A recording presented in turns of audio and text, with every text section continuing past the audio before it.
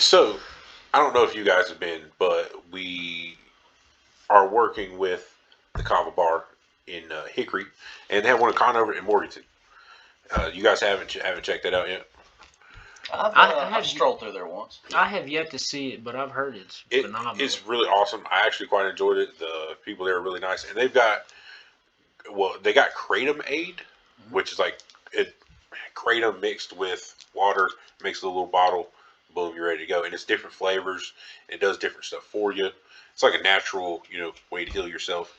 It's pretty cool. And I find that a place that provides not only a good like service or product, a drink, if you will, that's one thing. But when they provide that, and then also a friendly environment, yes, it's like you just have like pleasurable interactions with the people that provide you with a pleasurable product. I mean, what you can't go wrong. No. So it's not only a store, but it becomes a pleasurable atmosphere. Yeah, exactly. They'll be doing, and they got them in the Hickory and Morganton one, but in the Conover one they just opened, they'll be doing Kratom tea. Like they'll brew it on site, like on demand.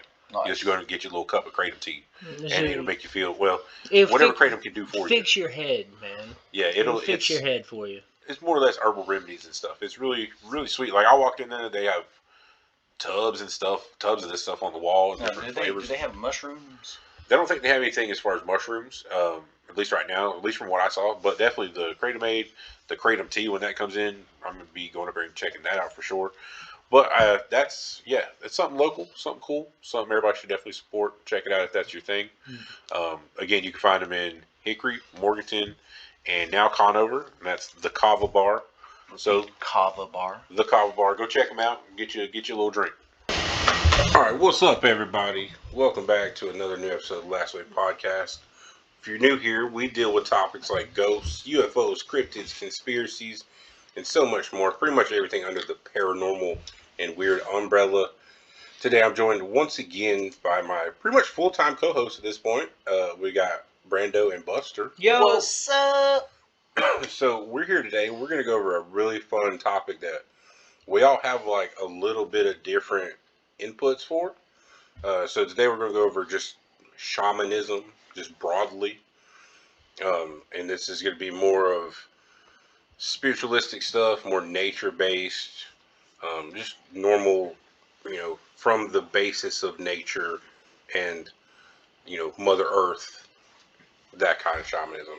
Consciousness as well, but a more old school. And we will be enjoying a small ritual while we're doing this. So I guess you could say a peace pipe with mugwort and wild lettuce as a nice little smoking blend. It's more of a spiritual symbol while we do this. But I just thought it'd be cool to do for this episode. Again, both perfectly harmless, both perfectly legal. But wild lettuce and mugwort. You can look them up, do your own research. But it's just a little mix we put together just for a nice little peace pipe while we talk about shamanism and those kinds of things. And what have you. Yeah, I find it very appropriate for the occasion. So yeah, you just light that puppy up and we'll just see what happens. Yeah, man. I'm fully with it, man. Those are going to be mild. There's not even going to be a smell or anything. Well, it'd be an interesting smell. Yeah, I'm interested. Nothing bad. But I think shamanism, like at the core, is like we said, it's connection to nature. Right. I mean, what do you think? I'm gonna say this. It's not too terribly far off from the last episode on alchemy, but this is more of like a naturalistic approach. When I think of a shaman, I think of a medicine man, like a Native American, or Aborigines, yes, or like a witch doctor in Africa, a seer, weird in Nordic, a druid, Celtics. See, I think. So I could be wrong, but I'm pretty sure the shaman term itself is actually like a Mongolian, You're thinking or Siberian possibly. I know what you're talking about. Yeah, I think that's like the actual where the term itself started, and it became more of this broadly accepted term. It became like a broad term for a type of religion, like shamanism, and Yes. shaman is that those who practice shamanism. But where the word actually came from, I couldn't tell you. I believe he's onto it because I'd read a book somewhere and it said it had originally originated in, it was either Siberia or Mongolia or that area of like central southern Russia. That's the Eurasian steppe. Yes, steppes. Yeah, steppes. Yeah. So yeah, like your nomadic people. Yeah. So that's kind of interesting, and again, it's been kind of adopted as a broad term, but it's all is something that's more natural. You have examples, obviously, in the Amazon, Africa, but of course you have the Norse, the Germanic people, people of the Rhine, people of, the whole Germanic area. And they had goatees. Yeah, That's what they would refer to them as. Ireland, the Druids. Yeah, the Druids, the Tuatha De Danann. I mean, everywhere. Aborigines of Australia. I mean, if you look at the Greek people, like even like their like oracles and shit, they were just shamans. Yeah. That's very true, actually. Yeah, if you even, I guess that is very true. Yeah, an oracle is like because they were more than likely induced by a psychedelic of some point. Right. So that's like a major feature of I've actually shamanism. been to the Temple of Apollo where the oracles were said to have been, and they said that there was like some kind of gas that was there. That was like induced these people into a type of like hallucinative state or whatever or it could just have made them hyper aware. That's what I think. Like, yes, I mean, what's the difference between hallucinating and like just hyper awareness? Who's to say? Yeah. It's all perspective. I mean, it's even like a fact that the common denominator in all these situations is the usage of some kind of damn psychedelic hyper-conscious drug. Well, it just changes your level of awareness. Yeah. In the Germanic North side of things with shamanism, we have plenty of instances of that. I mean, even if you go with the berserkers, who would take mushrooms of some sort, or take a black henbane. Or some liquids as well. I think there was some, but they would take that to induce a state. The shamans as well would take numerous, mushrooms or anything of that nature. They use it as well herbally, and I mean that's really seen through a lot of places in the world. I mean, you have, everywhere a certain amount of time had that at one point. I feel like, actually, yeah. If you look at every continent, I believe, every early civilization would have had that type of religion. I guess you could say. 100%. They would have had like a polytheistic shamanic religion, and I feel like that's because we were also talking about like through alchemy, people losing the ability to be tapped into certain things, or like as a species we've lost like what was innately within us to be able to recognize and like tap into or have some level of understanding of like a realm beyond ours, or just through a like altered level of consciousness. So but everybody that had always been practiced throughout all time. For sure. Really, more or less until the Abrahamic faiths took over. Judaism, Christianity, and Islam. Yeah, it was more or less. Actually a number of years ago. We're just doing some research that I found out the number of gods in that area before that started.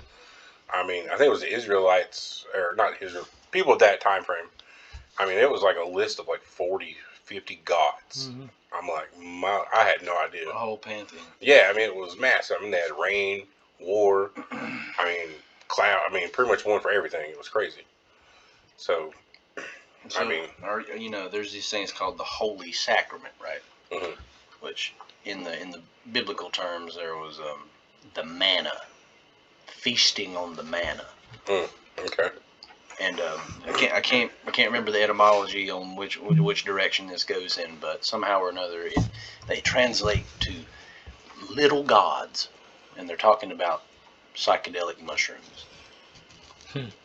Oh yeah, that does make sense. Yeah, it's something you ingest, just like Manna, communion. feasting on the manna. Okay. And this is another concept that kind of blew my mind.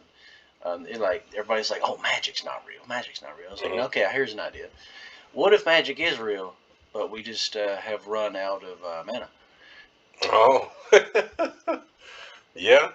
How's that for a parallel? Yeah, that's very interesting. That's very interesting. Once you run out of mana, you can't do anything with it. Can't do any magic. But if you never had any mana to begin with, then how are you able to perform your magic? Yeah.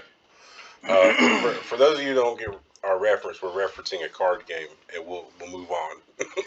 But it's a very good reference.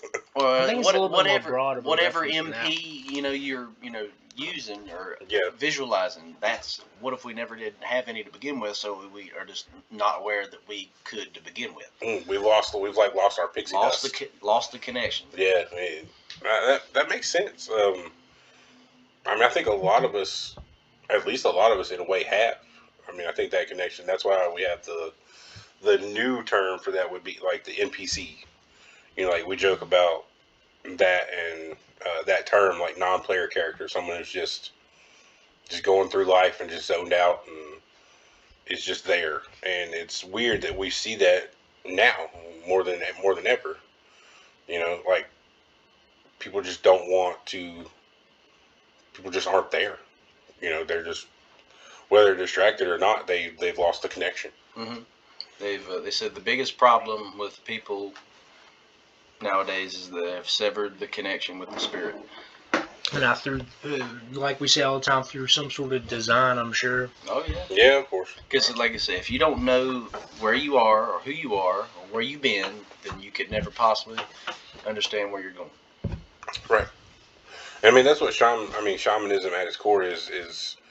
It's actually a lot like alchemy with a lot of stuff that they do, but it's also, again, that spiritual thing. You're doing something to change your state to achieve a higher state of consciousness, even with the drumming. But a shaman is the ferryman. Yeah, they're like the gatekeeper. He's the gatekeeper. He's the one soothsayer, that takes you on a journey to find yourself. Yeah, which is kind of ironic. As much reverence, now to think of it, it's kind of just came to me. As much reverence as we put on shamanism and the naturalness of it, and we hate on modern religion. You know, anybody that's listening to this, I'm not a fan of the Catholic faith and the Pope, but it's kind of the same thing. I mean, the Pope is the gatekeeper to that religion. Yeah, I mean, there's so many parallels. Except it's just not evil. I mean, sometimes it may have been. I mean, on a much smaller microcosm scale. It's just wild to think that you can manipulate people through religion that hard. Yeah. Well, people are easy to manipulate because they allow themselves to be. Mm-hmm. Everybody's. It's easier to just be manipulated than to try to do anything. Yeah. I guess nobody wants to drive their own boat. Yeah. Yeah. Everybody's asleep at the wheel. Nobody wants to drive their own boat. Everybody who owns the boat's not driving it. So back to the core topic of shamanism. Let's look at Africa. Africa has, you got witch doctors, you have normal people who are clerics, you have tribesmen, tribal elders. You have a good mix through that whole continent of different types of what we could essentially, be shamanism. So, actually, one of the crazier things I saw was on a episode of Vice. It was some kind of wrestling thing, and they have witch doctor wrestling, like in a ring. Doctor wrestling. It How is. does that go down? I would love to. 20 down on it right now. I will explain it to you, and it's one of the most absurd things I'll put you'll 50 ever see. down on the priest of Shango over there. Yeah. Listen, it gets all right. So so it's basically in like a corral, of course. So it's like in somebody's backyard in Africa, and there's like a small stadium of people kind of gathered around, like it's a middle school football game or something. And these two witch doctors, I mean, you could be dressed up and completely covered in ash. You could be wearing normal clothes, whatever, are in a wrestling ring opposite each other. And through a mixture of normal wrestling moves and witch doctor magic, they battle to the point of this one woman convinced the guy to stop and convinced him to lay down, and then she began to cut his midsection open, reached in and started pulling little pieces out, and was eating them in the middle of the ring, allegedly. So this was not. Was this filmed? This was filmed, and I could try to find it for you. Now listen, this is where it got crazy. It was so, whether fake or not or whatever, it was so meaningful to those people that she started to come out of the ring and like go towards the people, and they darn near stampeded to get out of there. They like just over ran each other. away? Yes. They trampled each other. They were that terrified to get away from that lady. And went ahead and did a further interview, and she went ahead and did like some other black magic stuff while they were there. Like in her own little, I don't know, hideaway, whatever you want to call it, house, I guess you will. Dwelling? Yeah. Lair. Yeah, I was gonna say lair, because it was like they had to wait outside this really dark room. There's bones and stuff. A person like that has a lair. Yeah, for sure. It's not necessarily a domicile. It's and we're not being like, American white people. Like that's exactly what it was. Like, it was literally a darkened room. It's on an episode of Vice. You can look it up yourself. But yeah, it was crazy. And so I mean. And that's still okay. So another one I've done episodes on in the past for my hidden world, which is like fairies and goblins and stuff. Witch doctors in Africa today are thought to have familiars, and the familiars are actual goblins, as you would imagine a goblin, and they can send them to attack people and to attack families and to cause mischief. But sometimes the witch doctor does it on purpose, and then the families apparently have this trouble, poltergeist activity, or bad luck, or what have you. They go to the witch doctor to, hey, our house is haunted, get this thing out of here. Oh, so he's creating the problem. Yeah, she sends them, so he gets paid, so the village keeps him around. Yeah, that's like any doctor. It is. It's like any doctor. I mean, damn, yeah. that is foodborne, bro. I mean, and that was recent stories. No, honestly, that's enough said. Like, literally, damn. They were talking about this one guy was afraid that this witch doctor was going to lose his wife to one of these goblins or something. I mean, it was ludicrous. Could you imagine summoning a goblin and running off with your lady? No, that'd be insane. I mean, that's like the epitome of mischief. It's alchemy. I guess so. Yeah. I guess that's the motif, man. But that's my spiel on African shamanism and voodoo. If you are out there dealing with joblins and jewels, you ought not. Contact your local African witch doctor. You may be eligible for financial. There's a shirt idea. We can make an advertisement shirt and it just has like a dude strangling a chicken on the back. Chicken or rice. Not financial compensation. Yeah. I am not a witch doctor. But good stuff. So shamanism. So what else you got, Buster? Oh man. So keeping the Africa theme alive, there's this substance called ibogaine or iboga, depending on who you're talking to. But it's a substance. I think it's like a bark or something, but it's like a psychedelic plant that shamans and people use in Africa. But it's become quite a problem because people get a little bit slap happy, lost in the sauce, if you will. Yeah. That will happen. It can You'll have that. actually be like the number one substance for treating opiate withdrawals, followed by psychedelic mushrooms. But you got to be careful because you can go a little off the deep end. Oh, it's one of those types kind of things. Yeah. Well, I mean, we see that in a lot of, well, not a lot of countries, but in a few countries where it's more of a, or I guess where they have access to it. But there's is it the cocoa leaf, or there's some kind of leaf that is in South America where they chew it. You're talking about the coca leaf, man. That makes it's like it makes their teeth black or something like that. It's not maybe not cocoa leaf. I think you're talking about like beach nut in Indochina. You're talking about like Vietnam and shit. Yes. That's betel nut or beech nut. It makes them like dyes them pink and stuff. And then there's a kahat in Eastern Africa as well that makes them like their mouths turn black. Yeah. Yeah. I'd really like to try both of those substances. If I'm being honest. I hear that one that you're talking about. It's kind of like a chew. And Yeah. it's like super addictive.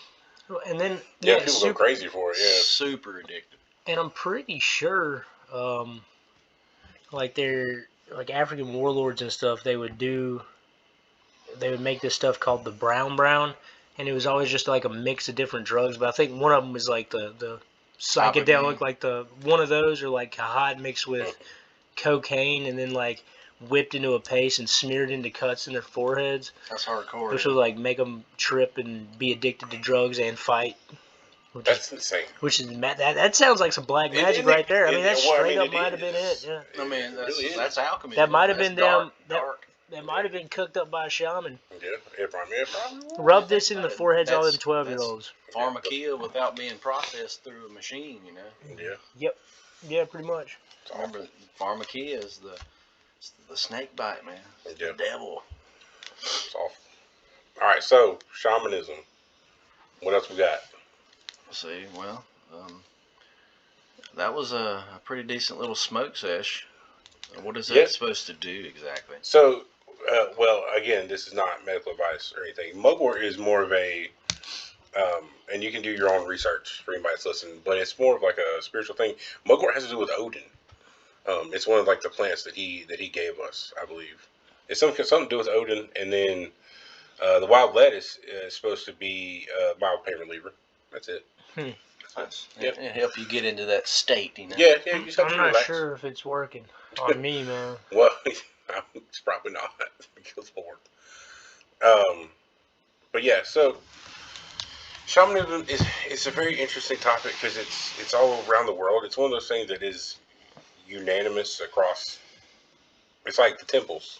You know, why would we build the temples? Why are we all why do we all have the knowledge of plants? So, how are we just so happen to be infatuated with the same stuff throughout the whole world? Mm-hmm. Well, like I said, I feel like that is knowledge and just an ability that we've lost the ability to tap into that we've had throughout time. Mm-hmm. You know, because a lot of people do say like, I was contacted by like a spirit in the forest, or the plants told me this, the plants told me that, the elementals, things like that. Like, you know, there's that Hindu guy in obviously India somewhere who allegedly has not consumed anything to eat for years and years, and people asked him how he can do that, and he said like it was a gift given to me by like a god-like being I met in the forest. Yeah.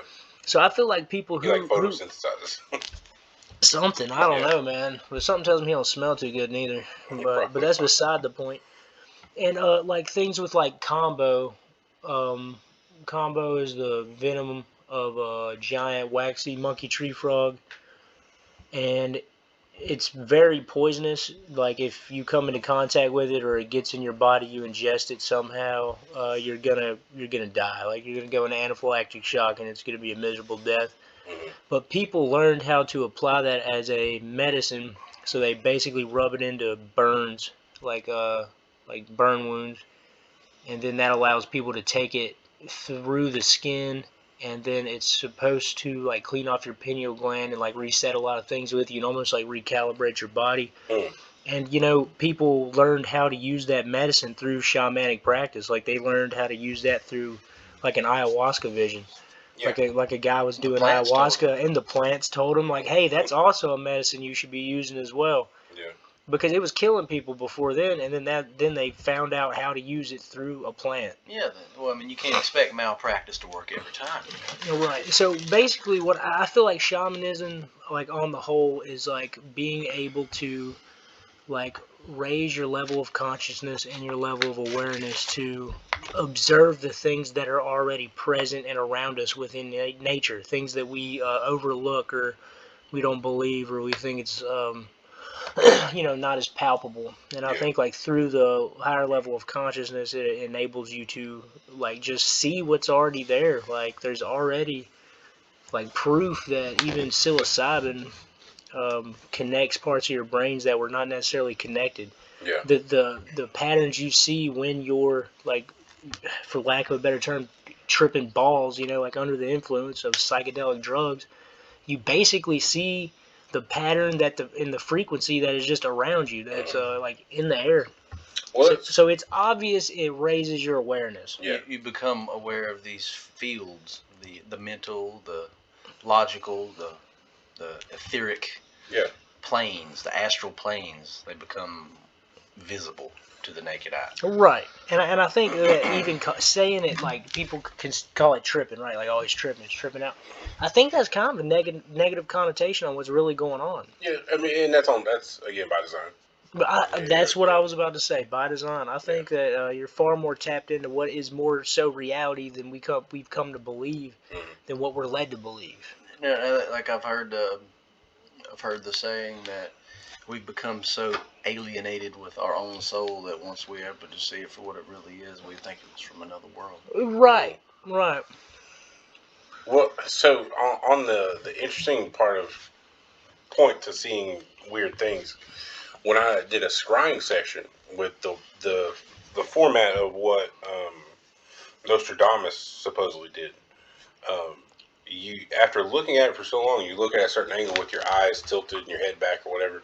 You're basically kind of squinting, focusing on this one point in a bowl of water, and you do it for so long that you imagine you see things, you may see shapes, what have you. But if you look at that and at the crystalline structures, especially if you're outside while you do it, and you just look at the structures of the water, how they change, how the waves move, how the wind moves it, and then you look up and look around you, you can see, like, I swear I thought I ruined my vision because it looked like an oil painting, like everything was spread out and washed out. It was really weird. Yeah, it looked like an oil painting. But I mean, obviously it returned a few seconds later, but it's like, again, I described it when I talked about the scrying before, that it's like breaking the fourth wall. Like, when you're scrying, you're seeing behind the code. Clipping. You're clipping. You're not supposed to be able to see that. And that's what gets you into that trance state of shamanism. That's like the drums, are rhythmic because your dream state is like 5 megahertz or 5 hertz or whatever, and that's about the sound of a rhythm. That's a delta wave, right? Yeah, so that's your dream state. So that plus the use of psychedelics or ayahuasca, gamma? what have you. I'm not sure. No, I know the waves of this.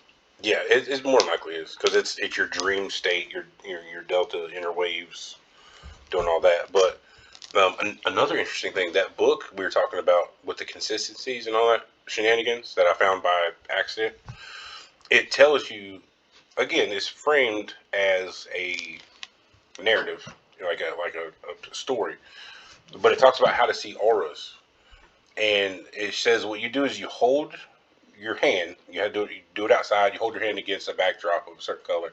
The sky works just fine, and you take your 2 index fingers, or you take 2 fingers, and you hold them close together, and you move them apart back and forth slowly. You don't touch them, and eventually, if you focus your eyes on the middle little gap between your fingers, you will start to see things, like a field there. And I mean, I tried it. I think it works. I can kind of equate it to seeing like the heat wave, like on a hot day. It looks exactly like that. And apparently, if you practice that and you keep going, you can see people's entire, the color. You can see the aura of a tree, of a flower. What does it look like exactly? So so I do it with just one hand, but I think they describe it as 2-handed.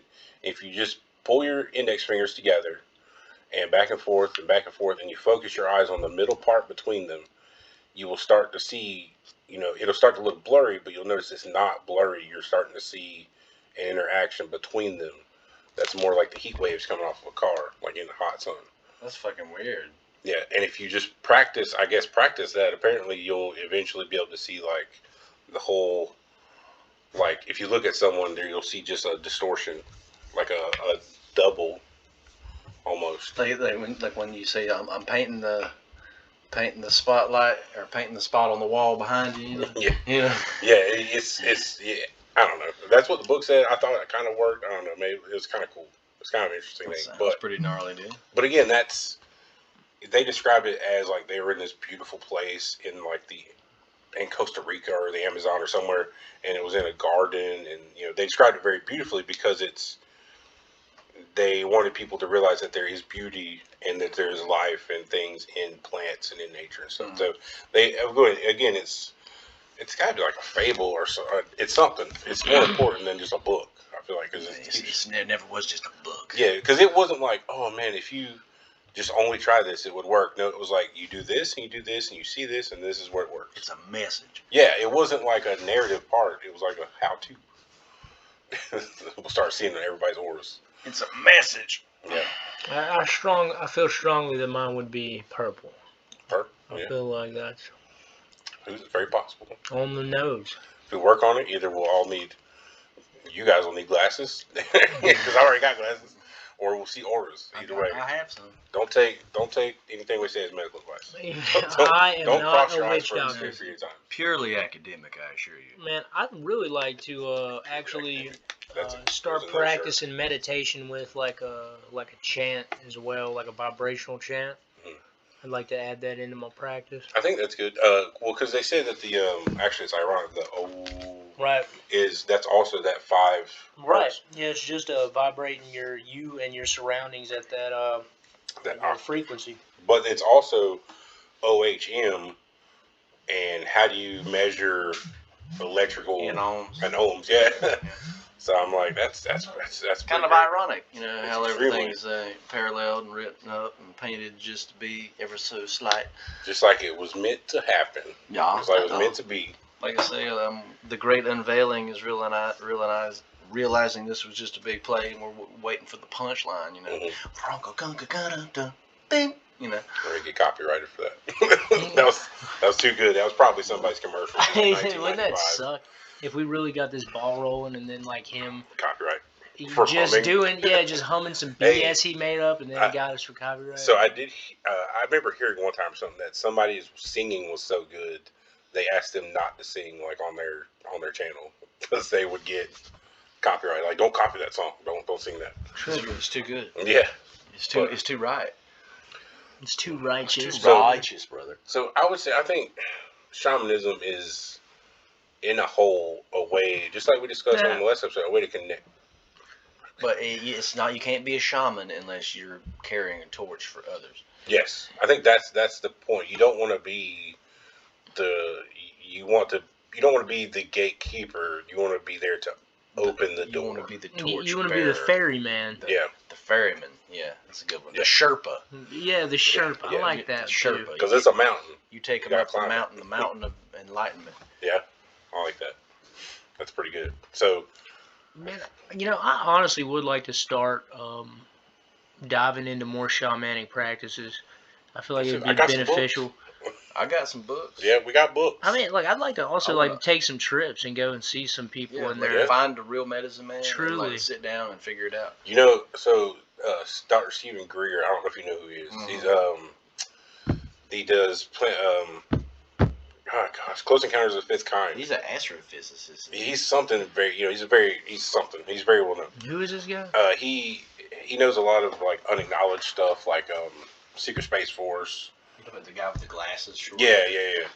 And he's a very smart guy. He's really big in the UFO field. But he started Close Encounters of the Fifth Kind, more or less, which is where you go and you have a shamanic meditation experience, and you use that to guide the aliens or entities in.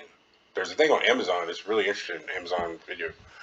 But that just makes you wonder, like, what are these entities in these DMT psychedelic trips? So they bring all that. I was thinking about that. Like, a lot of people think they're transdimensional. Mm-hmm. Who's to say? I think more aligned to like my belief is that they're less transdimensional and more like they belong to this exact plane that we dwell on. We just don't know how to see them. These are the things in the trees. These are the things. Mm-hmm. But I think they're all around us, man. We just don't see each other like that. So I had a crazy thought the other day, and it came from one of my scrying sessions. And I can show you the video. What I did is I put little flecks of copper, like I had one of those like little shavings, little bottles. So I put copper in there and let it float around. And this copper, you can see in the sunlight, you can see these little pieces.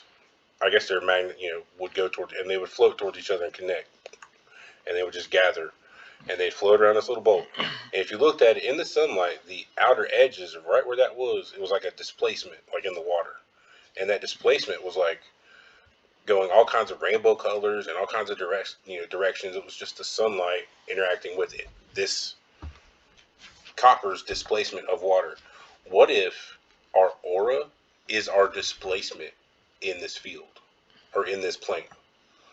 Because it looked, I'll show you the video, it looks like a magical, it's like rainbow colors coming off of this copper, and all it is just the water displacement in the light. Right. So what if we are displacing light?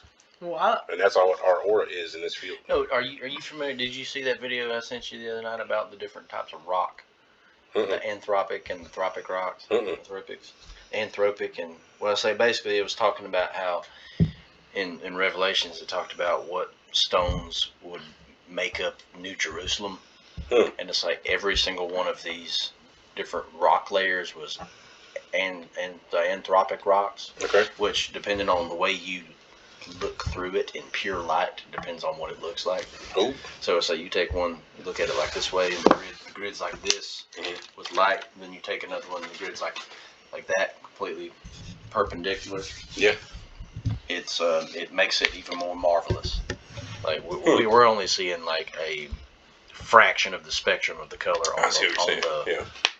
on the specimen. Yeah. And then the ones that it didn't put on the list are like diamonds and spinel and like other stuff like that. They would show up in that pure light as black and white. That's why in all actuality they have no value. It's just been hyped up. I always believed that way. I never thought them to have any sort of value. It's really incredible to me that people will immediately like what other people like whatever's like the popular opinion or the popular culture. People go crazy over Gucci bags and diamonds. Why? Well, because I mean, the whole wedding ring program was they're programmed to. It's what it is that like arrogance and pretentiousness and ignorance that we were talking about. Pompousness. Well, again, I think the whole diamond ring thing is from like the early 1900s, like the 50s, and it was a thing, a drive to get sales of diamonds. Like this it was useless ass rock. Yeah. It was literally because made from coal. Yeah. Coal. Yeah. I mean, diamonds and then they can take that and just cook it up in a lab. I mean, it's like that's why I have CZs. Alchemy, you know. But it's like it's bullshit. It's smoke and mirrors. I think no matter why, I think humans put a lot of value on shiny things, either because we're told to or because we want to. But it's really just the most pointless thing. No, I think shiny things can have certain properties, but I think we like them for the wrong reasons. Yeah, right. Yeah, that's more what I'm saying. I think shiny things potentially have like properties that we have lost our touch with and know how to actually appreciate them. Like, you know, why is it considered a precious metal? So I know that there is. Are you familiar with colloidal silver? Well, yeah, a little bit. I know that. That actually is thought to be it's really healthy, right? Yeah. Like, you know, and like in every sense of the word, like, you know how silver, like vampires can't hang when it comes to silver. It's because it destroys bacteria. Like it is brutal. And then there's monatomic gold. I've not heard of that though. That's like a hell of an elixir. Like it's once you break down gold to its like finest structure, and it comes out as like a purple sheen. So it's that elixir. Yeah, so we were talking about that last episode. I've drank a whole bottle of it now. Yeah, and what do you feel like that did for you? It's a superhero. I feel like there's a reason I disrupt signals when I go places. That now we know. Yeah, it's the gold. But yeah, I'd say if you don't know what colloidal silver or monatomic gold is, definitely go down the rabbit hole a little bit. So the colloidal silver though, so I've got a good one for that. There was this show on the Travel Channel. It was like Uncharted and Unexplained or something like that. And on these shows, I love these shows so much, like Destination Truth, Expedition Unknown. where they go and look at these mysteries, but they don't ever find nothing. You know, they rarely find anything. These two guys on this, I think it's 1 or 2 seasons, but they found something interesting every episode. And one of them, they were looking for the Fountain of Youth, and they found this place in Florida that is this spring, and this spring tested for like multiple times of the amount of colloidal silver that is thought to be in there, and like magnesium and stuff. What spring was it? I'd have to go back and watch it the wasn't thing. like Wakula Springs or something like that, was it? I don't know, man. It was So like, about in Florida? Yeah, it was like 2 years ago, but it was like they tested this water, and it was like literally, if you bathe in it, if you drank it, it would heal you more or less. So it was literally living water, the Fountain of Youth, more or less. I mean, it was crazy. Yeah, I'd be interested to know what spring that was. Okay, so you know, you've heard that water has memory. Yeah, and I have heard of I keep hearing the term living water, like, and dead water The recently. living water and the dead water. Well, like, okay, you know how you can charge water, right? Yeah, it's like the ionization or something. So, like, you know, because if you get your regular tap water and it comes through the pipes, it's like bah, bah, bah, bah, bah, bah, it's hitting it with all these different directions and stuff, and throwing the frequency off, and it, like, by the time it gets to you, it's lost its charge, it's dead. It's just solvent. Yeah. You know? So when they have like this like it's not smart water, but I guess you can buy ionized water. Is that what it is? Mineral water. Yeah. I mean, because there's a heavy conspiracy about water, and like, it's basically like they've conditioned us to drink a shit ton of water, which they poisoned. Yeah. Straight up poisoned. They poisoned it. That's not even a. That's not. Yeah, that's not even a. That's not an debate. exaggeration. That's not. No, for by real. any means. That's a fact. So and then there's chlorine, there's aluminum, like fluoride. All these things like are terrible for your mind. Everything you makes don't you go want. crazy. It builds up in your kidneys. It's one more thing that you have to You gotta- process. It calcifies, which is alchemy, in pineal gland too. in the kidneys and the pineal gland. It'll literally cut off your spiritual antenna. Really, all your glands in general. It just So- messes them up. So you don't even produce hormones the way you're supposed to. You turn into a woman. Yeah, straight up. Like it's all by design. Like everybody wants to laugh at Alex Jones because he's like, oh, the water's turning the frogs gay. Yeah. We're the frogs. Yeah, it actually is making them hermaphroditic, and you're seeing that in the human species as well. We're definitely seeing some interesting things in the water. That for we sure, drink. that we drink every day, and it definitely does have chemicals in it that are not necessary for us to have. But again, that's pretty much everyone knows that. I mean, then at the same time, though, you're like, so what is good for you? Like at this point, like when we grew up, milk was good, and now that I think about milk, like what in the world is milk? What is 2% milk? I think the 2% milk is a lie. First off and foremost, I want to go ahead and say that, and I want to tie up that last thought real quick. The fluoride in the water was taken right out of the Nazi Germany playbook, and now the governments of the world do it. And why? All right, now I'm going to move on. What were we talking about? It's because America might have won the battle. Wait, the but milk. Nazis won the war. They did. They truly did. Yeah. Culturally, at least. Milk. Yeah, 2% milk is a lie. Just like vegan cheese, it's a lie. Mm-hmm. But I think the reason they found there used to be a lot of lead in the milk as well. That's why there was so many like active serial killers and bad problems, and like really like in like 70s and 80s and stuff like that. Lead in the paint, lead in the gasoline, lead in the milk. It's true. Okay, so consuming lead plus a hit on the head. Mercury is also another one. Irradium. Yeah. All that shit. Irradium. Like they were Barium. like the Industrial Revolution. Like it really kicked up a notch, but it happened so fast that we didn't have a chance to understand what these elements do to us. Well, that might as well be as best as it gets. As best as it Very gets. good. No, but I mean, who's to say that that's not by design as well? I don't know. Yeah, I mean, I can't imagine like when we're 50, 60, what the commercials are going to be for what we have out now. Did you ever smoke an Elf bar? You're entitled to money because your testicles are going to fall off in 3, 2, 1, and call a doctor. And go. Yeah. I mean, there's going to be. We do not have anything against elf bars, by the way. Yeah. But I I have love no them idea. actually. It's a problem. It's a problem. Yeah, It it's a really is. problem. So I it's love to the them. point where we're like, you know what? We gotta stop. Yeah. You know, because like you get lost in the sauce. Yeah, exactly. And like, why do you even do it? I mean, At least I've short toenails. Anyway, so that brings us to the back to the main topic of shamanism, which I think we pretty well covered, and that brought us all the way kind of to modern day stuff. Full circle. Man. I don't know. We kind of got lost there for a little bit, but I didn't hate none of it. But it's all You can call part us of a the fireside chat, man. I don't know. It's all a part of the journey, man. Yeah, we get around to it, but shamanism is such an interesting thing to all three of us. Like I know it is, and it's funny how we'd all come together, being like how infatuated that we are. You know, I feel like it truly is like how it's supposed to be, how it was, and I think the interruption of the shamanic practices all across the world, it really did humans a disservice because I feel like that's more naturally aligned to how we're supposed to be. Yeah, truly. Sure. Oh yeah, but at this point in time, like you say that we've lost our connection to the spirit. I think all that we're really doing is waiting for somebody to recognize and come by and pick that torch back up and keep leading us into the future. Yeah.